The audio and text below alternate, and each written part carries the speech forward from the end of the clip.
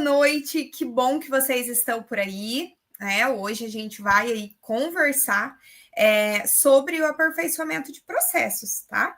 Pessoal, o que acontece? Ao longo dessas semanas, a gente conversou aí sobre vários conteúdos diferentes, né? Então, a gente conversou lá sobre o fluxograma, depois a gente conversou sobre todo o processo, né? Como que a gente faz, como que é o nosso mapa de fluxo de valor.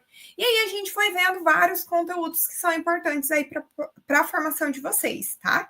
E aí hoje a gente vai conversar, vai continuar conversando, só que hoje a gente vai conversar aí sobre o que nós chamamos de aperfeiçoamento de processos. Então a professora vai mostrar aqui os slides, vai pedir para o professor Vitor compartilhar minha tela, aí. E aí, pessoal, hoje a gente vai conversar aí sobre esse aperfeiçoamento de processos empresariais, tá? Pessoal, nas nossas aulas a gente conversou sobre todo o processo produtivo, vocês entenderam como o que é um processo, né? Como que começa o processo, onde nós temos uma entrada, nós temos uma transformação e nós temos uma saída que caracteriza um processo, né? Então, vocês aprenderam também sobre desperdícios, então foi muitos conteúdos importantes.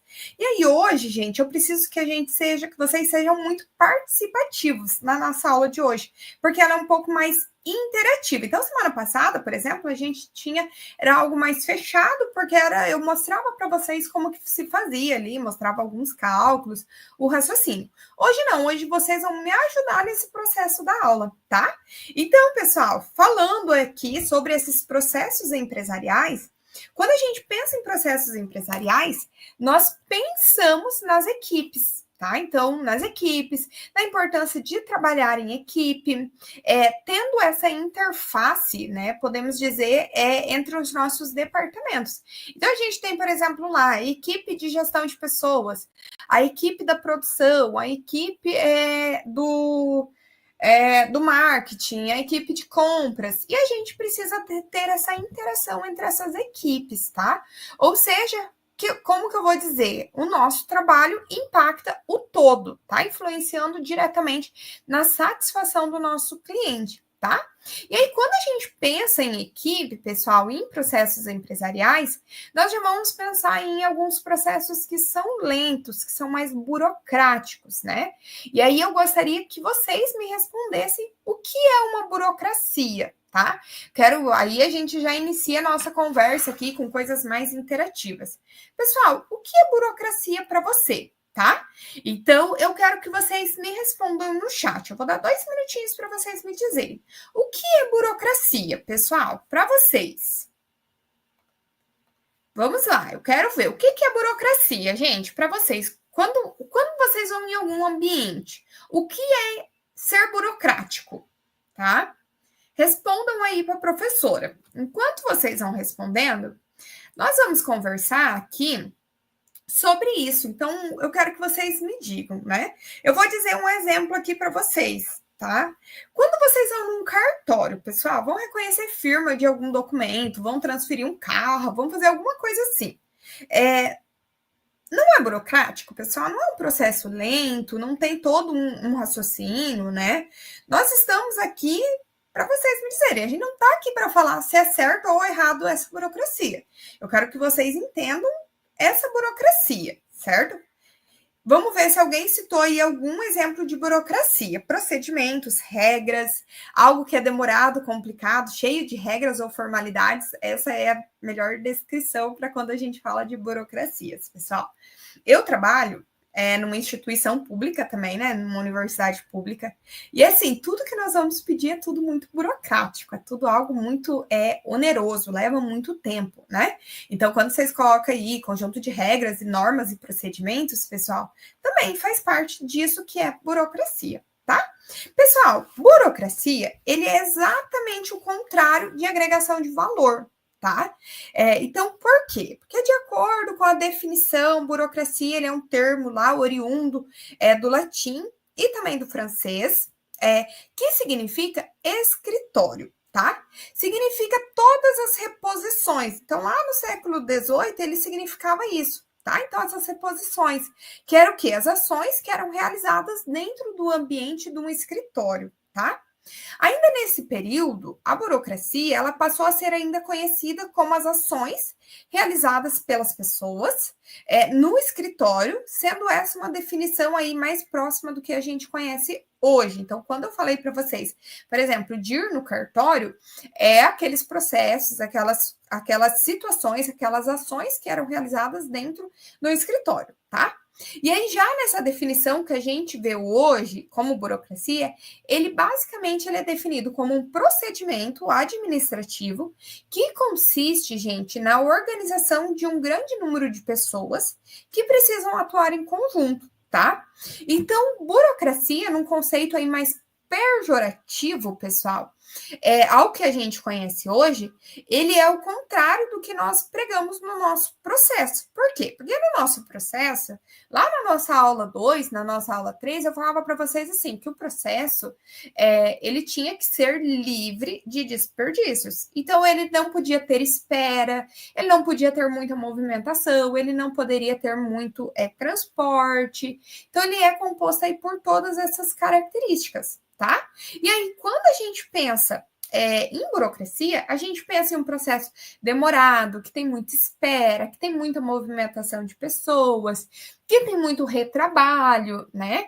Então, para a gente entender esse conceito de agregação de valor, eu vou pedir ainda para vocês responderem, né, no chat, um processo ou uma atividade, tá? Eu quero que vocês me digam, por exemplo, lavanderia.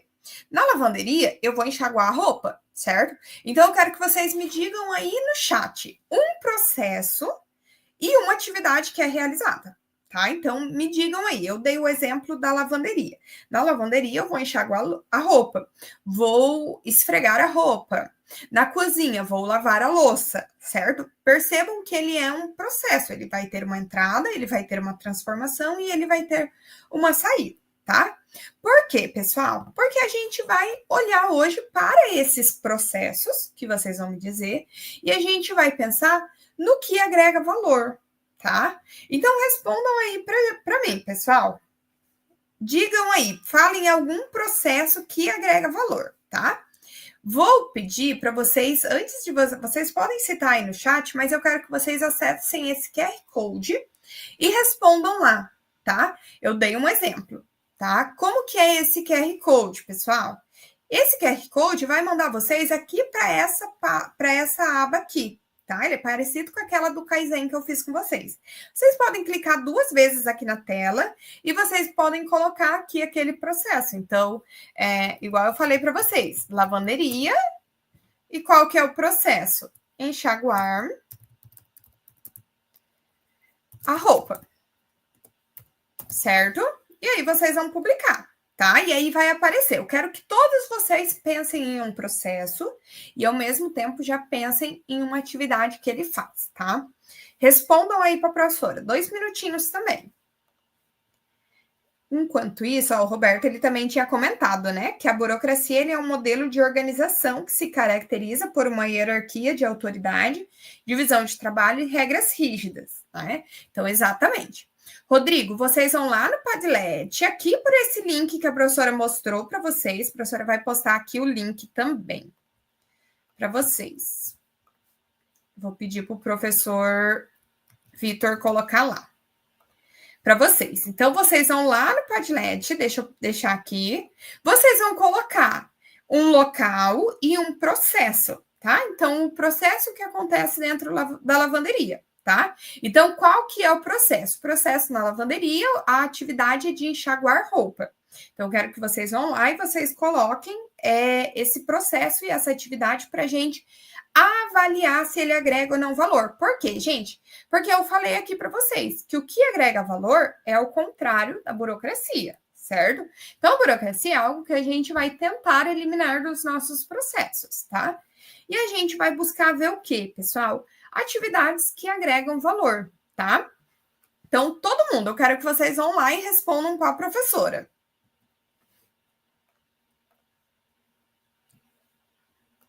Vamos ver, ó, tem gente respondendo, vou esperar.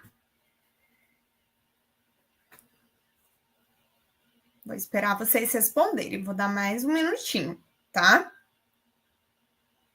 E aí nós vamos avaliar esse processo, pessoal, se ele é uma atividade que agrega ou não valor. Vocês vão se recordar que lá na primeira aula a professora falou para vocês assim, que o que agrega valor é aquilo que o meu cliente ele está disposto a pagar. Então ele vê valor naquilo, né? Então, por exemplo, a dobra de uma peça, a pintura de uma peça, isso o cliente ele está vendo valor, tá? Aquilo que o meu cliente não vê valor é aquilo que ele não está disposto a pagar. Então, por exemplo, eu não estou disposta a pagar por uma inspeção. Por quê? Porque eu entendo que a empresa ela está me garantindo a qualidade daquele produto, ele está me garantindo que aquele produto realmente é um produto de qualidade, tá? Vamos ver aqui. Centrifugar a roupa, padaria fazer pão. Exatamente. Pessoal, quando vocês vão numa padaria, vocês não estão dispostos a pagar pelo pão? Certo? Então, exatamente isso. Na pastelaria, fazer pastel. Exatamente. Tá? Eu quero que vocês continuem colocando aí, tá? E aí, a professora vai avaliar aqui um processo com vocês. Vamos pensar, isso aqui é um esquema de avaliação para a gente avaliar se ele agrega ou não valor. Pessoal, isso aqui está lá na página 201 do livro de vocês. E a gente tem que avaliar cada atividade do processo produtivo de vocês, tá? Então, vamos pensar aqui num processo, por exemplo, numa cervejaria. O processo de fabricar uma cerveja, tá? O fabricar uma cerveja, pessoal, primeira coisa que eu vou olhar, ela é necessária para produzir um resultado? Sim, certo? Por quê? Porque ele vai fabricar a cerveja, certo? Se sim, gente, eu vou olhar e vou responder a pergunta. A atividade de fabricar a cerveja, ela contribui para as exigências do meu cliente? Sim. Se sim, gente, ela agrega valor. Então, ela tem valor agregado, tá? Então, que alguns exemplos, pessoal, de atividades que têm valor real agregado. Registrar um pedido, o tipo de método, pesquisar os dados, registrar uma reclamação. Isso aqui são atividades que o meu cliente está disposto a pagar, tá? Vamos pensar aqui, vamos dizer que fabricar a cerveja não agregasse valor, tá? Ele não produzisse um resultado. Então, ele seria não. Se ele não produzisse um resultado, gente, eu ia olhar e falar bem assim, ele contribui para as funções empresariais? Se sim, pessoal, ele tem valor empresarial agregado. Ele não tem valor para o meu cliente, mas ele tem valor empresarial. Então, quando eu falei para vocês, por exemplo, no setor de compras, o setor de contabilidade, o meu cliente, ele não está disposto a pagar, mas, pessoal, ele tem valor empresarial. A minha empresa, ela não funciona sem essa atividade. Então, por exemplo, atividades que têm valor empresarial agregado, pessoal, mas que não produzem um resultado, tá? Então, não produz um resultado para o cliente, tá, gente? Entendam isso.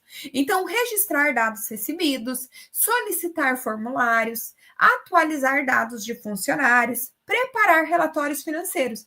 Isso aqui, gente, o meu cliente ele não está disposto a pagar, mas a minha empresa precisa para que o negócio ande, tá? Vamos pensar numa última opção. Vamos pensar que ela não contribui para as funções empresariais da minha empresa.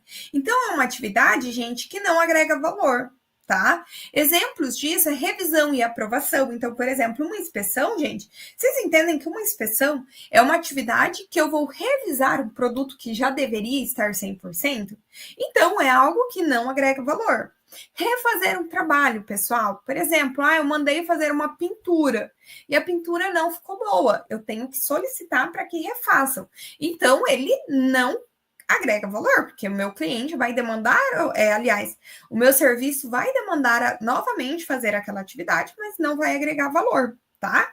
Movimentar, pessoal, a movimentação, né? Ou ainda o armazenar, são atividades que não agregam valor, tá? Então, por exemplo, um estoque, pessoal, eu quero ter o produto disponível, mas eu não quero pagar para manter aquele produto estocado, tá? Então, gente, toda atividade que vocês forem fazer, vocês têm que olhar para esse esquema aqui para avaliar se ele agrega ou não valor, tá? Então, quando vocês falaram numa padaria, fazer pão, tá? É necessário para produzir um resultado? Sim. Contribui para as exigências do meu cliente? Sim, então agrega valor para o meu cliente, certo? Pessoal, então é isso que nós temos que avaliar. Isso vale para qualquer atividade que vocês vão fazer, tá? Aqui vocês colocaram outras atividades, lavanderia, contar as peças, né? Pessoal, contar as peças, né? Vamos olhar aqui, vamos pensar. Contar as peças na lavanderia. Ela é necessária para produzir um resultado? Vocês percebem que ela não é necessária? Tipo assim, eu faço a contagem das peças na lavanderia para garantir que eu vou receber meu produto de volta. E para a lavanderia, para quê? Para que ela consiga quantificar o valor que você vai pagar. Mas ela não é necessária para produzir um resultado, certo? Porém, ela contribui para as funções empresariais. Sim, pessoal, é uma contagem de dados. Eu preciso dela, por quê? Porque se ela não for feita, né, o que, que vai acontecer? Eu não vou ter como cobrar do meu cliente. Então, percebam que ela não agrega valor, mas ela é uma atividade empresarial com valor agregado, certo? Conseguiram entender, pessoal, como que a gente vai avaliar essa atividade? Respondam aí a professora, se vocês entenderam. Quando que eu vou avaliar se ela é uma atividade necessária ou não? Todo mundo conseguiu avaliar? E aí, pessoal, como atividade de casa, eu quero que cada um de vocês olhem aqui para essas atividades que vocês colocaram e vão lá e avaliem esse valor, para vocês verem se ela é uma atividade que agrega valor, se ela é uma atividade que não agrega valor para o produto, mas agrega valor para a minha empresa, ou se ela é uma atividade que não agrega valor, tá? Pela falta de resposta, eu acredito que vocês entenderam, certo? E aí, pessoal, eu trouxe aqui na prática para vocês pensarem, tá? Por exemplo, excesso de atividades, pessoal, tá? Então, excesso de atividades, tarefa, passos, duplicidade, retrabalho. Pessoal, isso aqui tudo é uma burocracia, tá? Entendam que essas atividades, elas, no lugar de trazer um resultado final para o meu cliente, muitas vezes ela pode resultar em uma burocracia, tá? Atrapalhando aí a minha entrega para o meu produto, do meu produto para o meu cliente, tá? Excesso de aprovações, pessoal.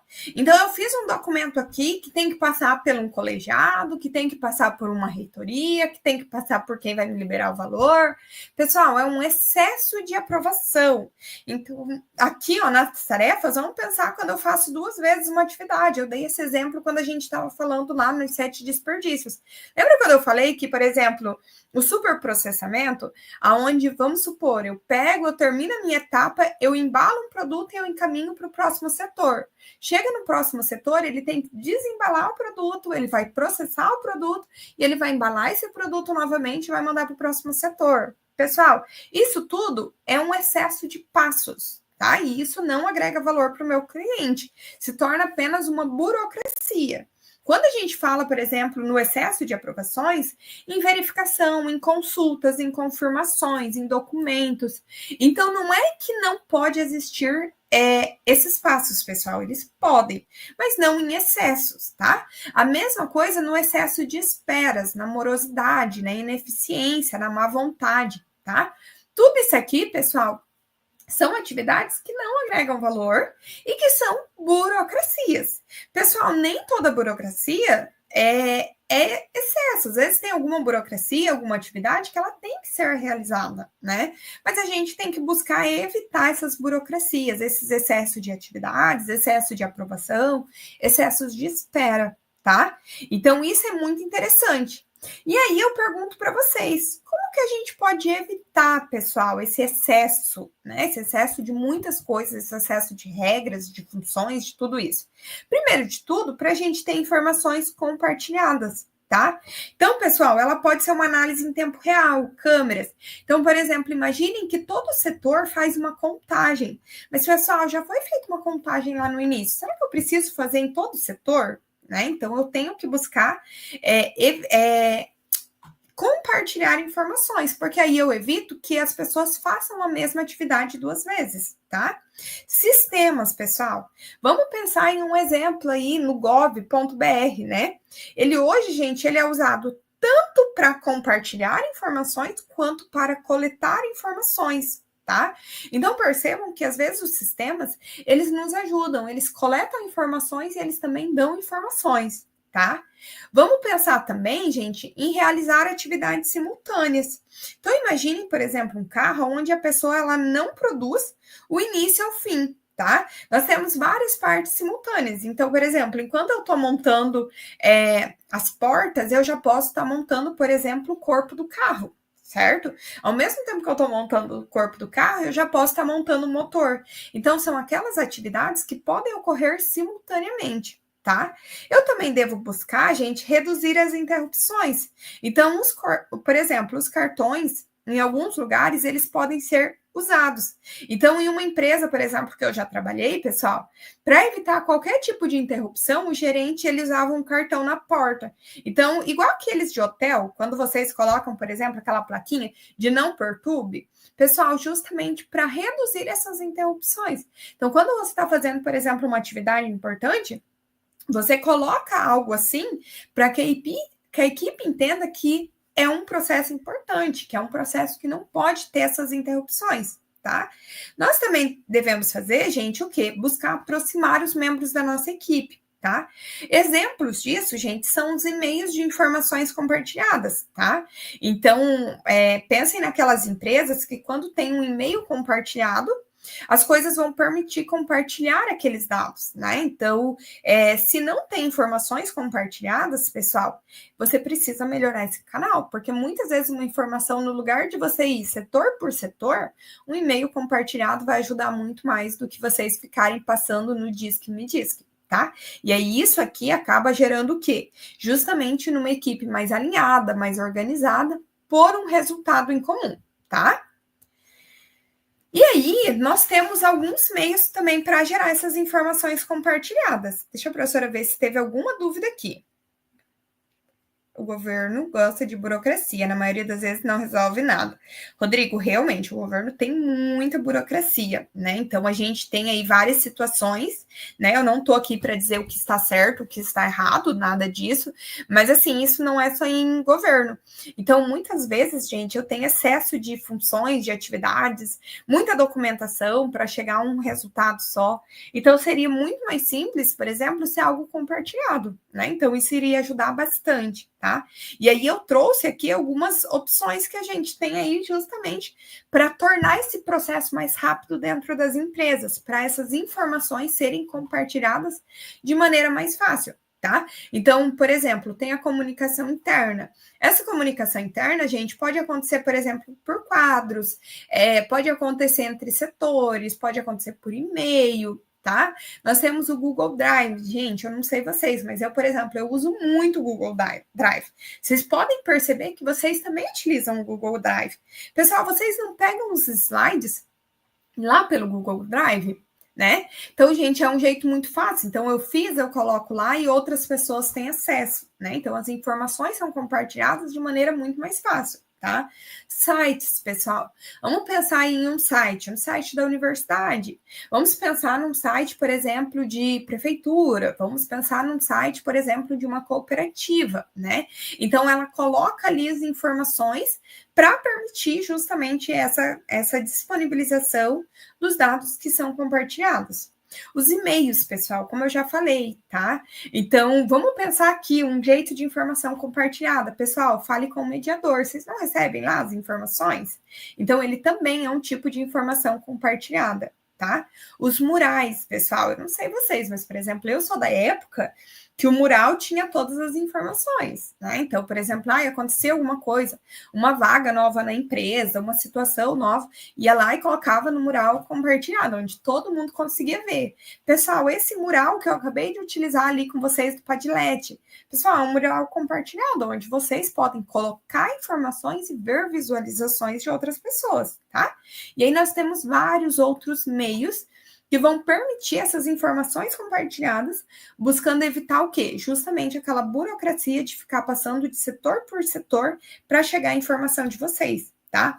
Pessoal, esses e-mails, esses murais, essas informações compartilhadas, elas contribuem também para diminuir os nossos erros, que é o nosso principal objetivo, tá? Mas tudo isso eu posso utilizar também para diminuir erros algumas ferramentas que a gente já conversou aí ao longo da disciplina. Por exemplo, o Kaizen, né? Eu estou vendo que tem alguma situação que está acontecendo que pode permitir algum tipo de erro. Pessoal, um Kaizen é uma maneira muito boa da gente permitir aí para reduzir erros, tá? Outro exemplo, Kanban, no lugar de eu ter um estoque extremamente grande, um grande supermercado, eu posso colocar um Kanban que vai me permitir ali monitorar como está a minha produção. Pessoal, automatização, isso aqui é perfeito, tá? Automatização permite que as coisas estejam mais organizadas, né? As coisas aconteçam ali sem a chance de erros humanos também, tá? Tecnologia, pessoal, hoje a gente tem aí internet das coisas, tem várias metodologias, várias coisas que permitem aí, que são permitidas por causa da tecnologia, tá? A nossa própria aula, gente, o que a gente está tendo aqui. Gente, isso aqui é uma tecnologia. Vocês estão aí na casa de vocês, alguns com muito frio, outros com calor, né? Tudo depende da região que vocês estão, e tudo isso é permitido por causa da tecnologia, tá? Linguagem adequada, pessoal. Por exemplo, se eu converso pelo WhatsApp, a minha conversa vai ser diferente da minha conversa que eu vou ter, por exemplo, por um e-mail formal, tá? Então, isso aqui também é algo muito importante, a gente ter uma linguagem adequada para as informações, tá? E aí, pessoal, algo que é muito importante é a padronização. Pessoal, padronização, ela nos ajuda muito a evitar burocracia, a evitar erros, tá? Ela contribui para todos os processos, porque quanto mais padronizado o meu processo está, mais organizado, mais fácil, por exemplo, de eu comprar a quantidade adequada de material, eu ter a quantidade de funcionários ideal para produzir aquele produto, eu ter as máquinas suficientes para produzir e assim por diante, tá? Então, gente, falar, né, algumas empresas é obrigatório a gente ter essa padronização. E aí, um exemplo disso é, por exemplo, hospitais, fábrica de ração. Pessoal, o processo é muito bem organizado, é muito bem padronizado, tá? Então, as coisas giram em torno dessa padronização, tá? Para fazer essa padronização, gente, a gente pode usar a base bibliográfica, a gente pode utilizar a base legal, tá? Com a padronização, pessoal, eu vou estabelecer o meu procedimento operacional padrão, tá? Que é um documento que a gente usa justamente para padronizar aí os nossos processos, para que o que aconteça. Por exemplo, se eu sair da empresa, qualquer outra pessoa que entrar a trabalhar naquele setor vai entender que tem que seguir um procedimento, tá? Então, vamos em hospitais. Hospitais, você chega, você observa que em algumas salas tem o procedimento operacional padrão, justamente por causa disso, né? Para você saber como agir diante da situação, tá? E o que pode conter, gente, nesses tipos de documentos que são utilizados para padronização? Fluxogramas, imagens, vídeos, descrição da atividade, referências, tá? E aí vocês vão olhar e vão falar bem assim, professora, a gente está numa disciplina de mapeamentos de processos, certo? Se vocês estão numa disciplina de mapeamento de processos, gente, o objetivo de vocês é justamente isso, vocês vão mapear o processo, vão verificar o que está ok, o que precisa ser melhorado, vão fazer as melhorias conforme a gente aprendeu lá, como Kaizen, a reduzir, né, eliminar os desperdícios de desempenho, utilizar as ferramentas do Lean, o Lean Thinking, né, tudo isso, e aí a gente vai padronizar nosso processo, tá? Depois que a gente padroniza, a gente cria o nosso procedimento operacional, tá? Pessoal, qual que é a melhor maneira de eu olhar para um procedimento e entender o que está acontecendo? Pelos fluxogramas, pelas imagens, para a gente ver como que isso deve acontecer, tá? E aí, gente, para melhorar um processo, nós já vimos que a gente pode criar um mapa de fluxo de valor, que a gente pode usar aí o Kaizen, pode usar várias ferramentas, mas a gente pode utilizar, gente, o feedback, tá? Quem já ouviu falar de feedback, pessoal? Deixa eu ver aqui. Quem que já ouviu falar de feedback?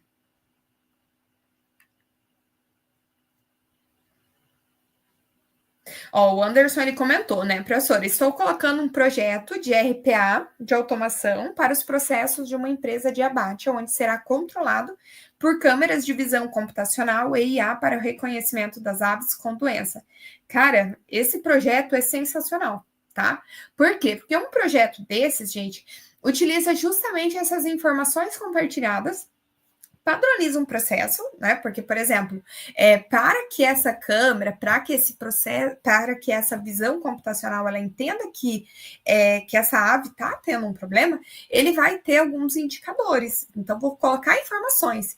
E aí, justamente para a gente fazer essa padronização do processo. Então, isso é um exemplo muito bom, justamente disso, né?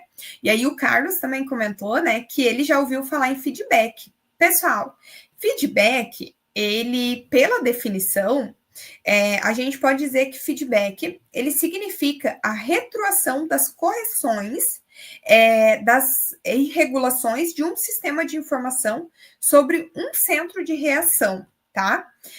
Então, o feedback, gente, ele realimenta o processo com o resultado e o valor para que ele seja medido, tá? Pessoal, nós temos vários tipos de feedback. Então, nós temos o que nós chamamos de feedback positivo, de feedback construtivo, de feedback negativo e de feedback ofensivo, tá? Feedback, gente, ele não é apenas de um supervisor, tá? Ele é um feedback de um cliente, quando ele fala se ele gostou do produto ou não. Ele é o feedback de um colega. Então, quando eu chego e falo, por exemplo, para o meu colega, eu falo bem assim, nossa, tá muito bom isso que você fez, achei legal. Não, fulano, não gostei disso aqui, isso aqui poderia ter sido melhorado, tá? Então, percebam, gente, que quando eu chego, por exemplo, para o meu colega e eu falo bem assim, nossa, parabéns, ficou muito bom isso que você fez, ele é um feedback positivo, certo? Eu estou falando que está bom aquilo que ele está fazendo. Claro que isso tem que ser verdade, pessoal.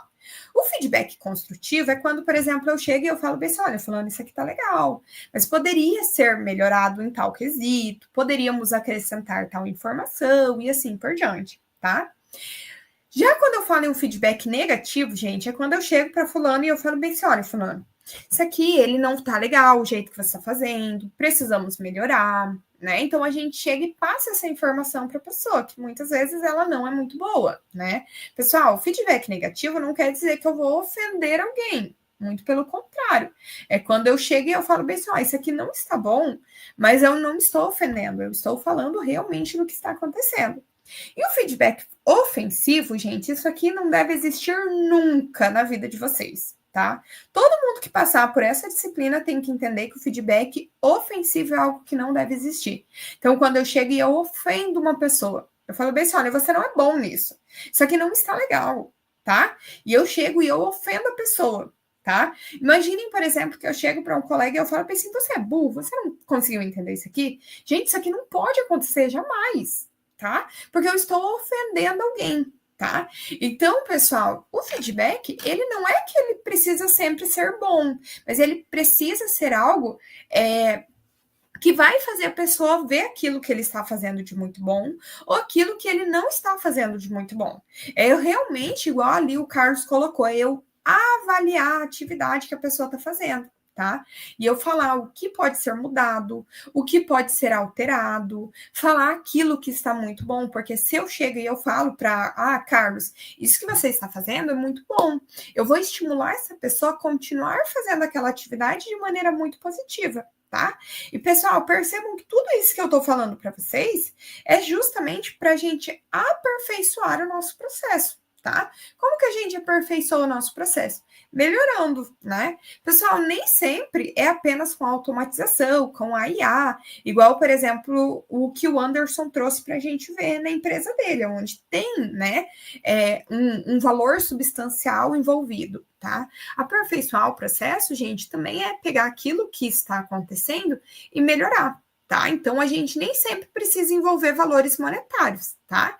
E, pessoal, o feedback, ele é muito importante para a gente medir, tá? Então, para a gente medir bem, tá? E aí, como que a gente mede bem alguma situação, gente? Por meio de indicadores. Esses indicadores, eles podem ser tanto qualitativos quanto quantitativos, tá? Então, quando eu falo qualitativo, é algo que eu olho, eu falo bem assim, por exemplo, eu olho para essa garrafa e eu falo bem assim, olha, ela está bonita, ela está com as condições adequadas, ela está com a cor adequada, porque, por exemplo, eu não consigo medir, tá? Já o quantitativo, gente, é quando eu olho e eu falo bem assim, ó, essa garrafa deveria ter 500 ml de água. Ela tem, então eu vou medir se ela realmente tem essas 500 ml de água, tá? Eles podem ser tanto contínuos quanto discretos, tá? Ele pode ser por atributo ou por variável, tá? O que quer dizer isso, gente? Por atributo é quando é algo que eu não consigo medir. Então, por exemplo, sabor. Sabor é algo que eu não consigo medir, mas eu consigo dizer se está gostoso ou não, tá? Já o variável, gente, é aquilo que eu consigo fazer uma medição. Então, quando eu consigo medir, por exemplo, quantas ml tem dentro dessa garrafa, quantos quilos tem um determinado produto, tá? E aí eu trouxe alguns exemplos aqui para vocês. Então, alguns dados qualitativos, pessoal, são: funcionário, ele chegou na hora? Sim ou não? Tá? O contrato desse funcionário, ele foi escrito sem erros? Sim ou não? Tá? O orçamento, ele foi ultrapassado? Sim ou não? Tá? A reunião, ela começou no horário marcado? A aula de vocês começou no horário marcado? O relatório, ele foi apresentado dentro daquele prazo que tinha sido estabelecido? O telefone, ele foi atendido até o terceiro toque? Pessoal, isso aqui são dados qualitativos, tá? Já dados discretos ou contínuo, por exemplo, o total de vezes que o telefone toca antes de ser atendido, tá? Ou seja, o número de toques que vai ter o meu telefone, tá? O número de horas para processar uma solicitação de mudança de engenharia. Então, quanto tempo vai demorar? Tá? Então, por exemplo, quando tem protocolo, alguma coisa assim, você consegue visualizar quanto tempo aquele documento está naquele setor, tá? O número de dias necessários para resolver um problema, então a quantidade de dias, tá? Pessoal, percebam que tudo isso aqui são indicadores, tá? E aí, muitas vezes, dentro de uma empresa, eu tenho que determinar. Então, por exemplo, no número de horas para processar uma solicitação no setor de engenharia, até 24 horas, até 48 horas, tá? Então, quando vocês abrem um chamado, por exemplo, para qualquer situação, e o indicador é a quantidade de horas, tá? E aí eu tenho o quê, pessoal? Eu tenho algumas variáveis, eu tenho métodos de fazer medição qualitativa e métodos de fazer uma medição quantitativa para um mesmo quesito, tá? Então, por exemplo, o tempo de chegada de um funcionário. Quando eu vou fazer uma medição qualitativa, pessoal, o que quer dizer? O funcionário, ele chegou no horário? Sim ou não? Né? A medição quantitativa. Quantos minutos o funcionário ele se atrasou ou ele chegou antes do horário? Tá? O orçamento de um departamento, né? A medição qualitativa. O departamento está dentro daquele orçamento, tá? Na medição quantitativa, qual o valor da diferença entre o orçamento e as despesas reais, tá? Erro em um relatório, por exemplo, uma medida qualitativa. O relatório está sem erro? Sim ou não, né? A medição quantitativa. Quantos erros existiram por 100 palavras escritas no relatório, ou seja, a cada 100 palavras, quantos erros teve, tá? Então, pessoal, percebam que tudo isso aqui são exemplos para a gente fazer medições, ou seja, indicadores, tá? E aí, pessoal, eu indico para vocês, né? Tem lá na minha biblioteca, na biblioteca de vocês, esse livro que fala sobre 100 indicadores de gestão, tá? Ele é utilizado justamente aí para avaliar a performance da empresa, tá? Pessoal, não tem como eu avaliar a minha empresa se ela está indo bem ou não, se eu não estou avaliando os meus processos. Então, eu tenho que observar, eu tenho que estabelecer indicadores de desempenho, tá? E aí, outra forma que eu tenho para avaliar, né, para melhorar o meu processo, para melhorar o aperfeiçoamento do meu processo, pessoal, são os benchmarking. Pessoal, vocês sabem o que é benchmarking? Alguém sabe? O Cláudio comentou, né? Sem contar que gera o cúmplice feedback destrutivo. Sim, Cláudio, alguns feedbacks negativos podem gerar assédio. Justamente, pessoal, a gente tem que tomar muito cuidado quando a gente vai fazer um feedback.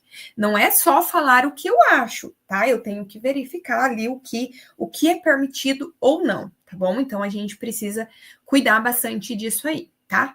Pessoal, alguém já ouviu falar em feedback? Alguém sabe o que é feedback? Estudar o concorrente. Perfeito, Carlos. O Carlos respondeu muito bem quando a gente falou aí não no feedback, gente, desculpa, no benchmarking, tá? Pessoal, benchmarking é o quê? Eu vou avaliar, tá? As melhores ideias do mercado, tá?